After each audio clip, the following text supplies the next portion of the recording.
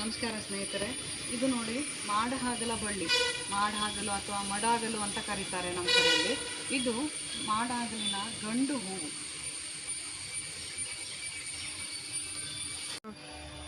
ಇದು ನೋಡಿ ಹೆಣ್ಣು ಮಾಡಹಾಗಲ ಹೂವು. ಇದನ್ನು ದಿನ ಪಾಲಿನೇಷನ್ ಮಾಡಬೇಕಾಗತ್ತೆ. ಒಂದೊಂದು ದಿನ ಗಂಡು ಹೂವು ಬಿಡೋದೇ ಇಲ್ಲ, ಅಥವಾ ಹೆಣ್ಣು ಹೂವು ಬಿಟ್ಟಿರುತ್ತೆ ಗಂಡು ಹೂವು ಬಿಡೋಲ್ಲ. ಆ ರೀತಿ ಇದ್ದಾಗ ನಾವು ಗಂಡು ಹೂವನ್ನು ಫ್ರಿಜ್ಜಲ್ಲಿ ಒಂದು ಸಣ್ಣ ಡಬ್ಬಿಗೆ ಹಾಕಿ ಇಟ್ಕೋಬೋದು. ಇದು ನೋಡಿ, ಇದು ನಿನ್ನೆ ಬಿಟ್ಟ ಗಂಡು ಹೂವು.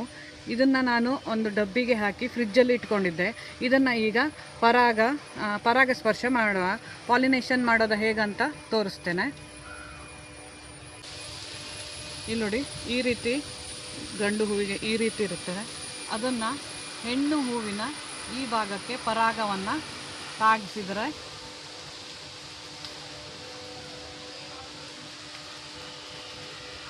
ಇದು ಪಾಲಿನೇಷನ್ ಮಾಡಿದ ಆಯಿತು.